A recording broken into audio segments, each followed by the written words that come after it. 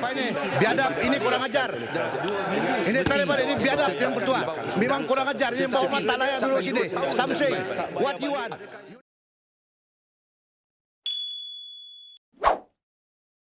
Parti Pribumi Bersatu Malaysia Bersatu menyifatkan perjanjian ditandatangani antara gabungan parti politik yang menyokong pentadbiran Kerajaan Perpaduan Pimpinan Perdana Menteri Datuk Seri Anwar Ibrahim sebagai haram, tidak berperlembagaan dan bahaya dikuatkuasakan. Naib Ketua Serikandi Bersatu, Datuk Mas Emiyati Samsudin berkata, perjanjian yang memaksa ahli-ahli Dewan Rakyat supaya mengundi Anwar melalui usul undi percaya Perdana Menteri dikhawatiri membawa kepada pemerintahan berbentuk diktator.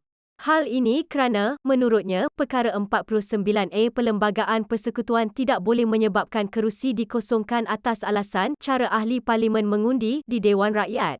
Ironinya, ahli parlimen Masjid Tanah itu berkata, di dalam perjanjian yang ditandatangani menyatakan, kesemua ahli parlimen kerajaan wajib menyokong Perdana Menteri dalam mana-mana usul undi percaya atau rang undang-undang perbekalan. Ini berdasarkan klausa 4B perjanjian itu, ahli parlimen akan dianggap telah mengosongkan kerusi parlimen mereka berdasarkan perkara 49A Perlembagaan sekiranya ahli parlimen kerajaan gagal mengundi seperti yang telah diperintah. Kami pembangkang sentiasa menyokong sebarang ikhtiar untuk memastikan wujud kerajaan yang stabil tetapi tidak dengan cara membelakangi perlembagaan dan undang-undang. Tidak ada apa-apa perkara seperti ini di dalam artikel 49A. Ia hanya merangkumi situasi yang mana seseorang ahli parlimen meletak jawatan atau berhenti menjadi ahli partinya. Oleh sebab itu saya tegaskan, perjanjian ini adalah haram, tidak berperlembagaan, berbahaya dan tidak boleh dikuatkuasakan langsung, katanya dalam kenyataan. Mengulas lanjut, laporan perenggan 21.4 disediakan Jawatan Kuasa Pilihan Khas menimbang rang undang-undang RUU mengenai peruntukan larangan ahli parlimen bertukar parti pada 18 Julai lalu menyatakan ahli parlimen yang tidak mengundi mengikut arahan parti tidak akan kehilangan kerusi di bawah perkara 49A Perlembagaan. Tidak mungkin Anwar dan pimpinan UMNO tidak tahu berkenaan laporan Jawatan Kuasa Bipartisan ini. Jelas, mereka secara tidak jujur memilih untuk mengendahkan dalam satu tindakan terdesak untuk menakutkan dan mengugut ahli parlimen mereka sendiri untuk menurut kehendak parti, walaupun ia membawa kepada kemudaratan terhadap demokrasi berparlimen.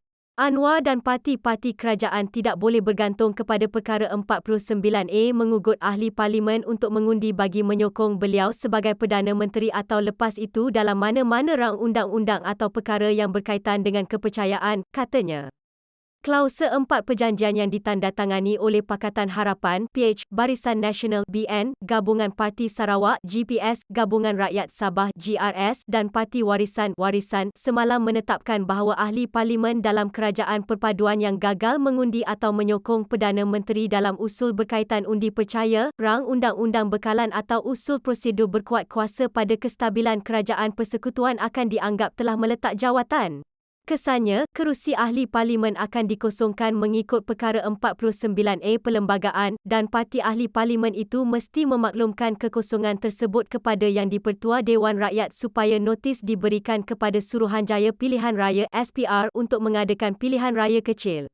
Baru-baru ini, Anwar yakin mendapat sokongan 2/3 ahli-ahli Dewan Rakyat dalam sidang khas Parlimen Isnin ini berdasarkan komitmen yang diberikan ketua-ketua parti PH, BN, GPS, GRS dan Warisan.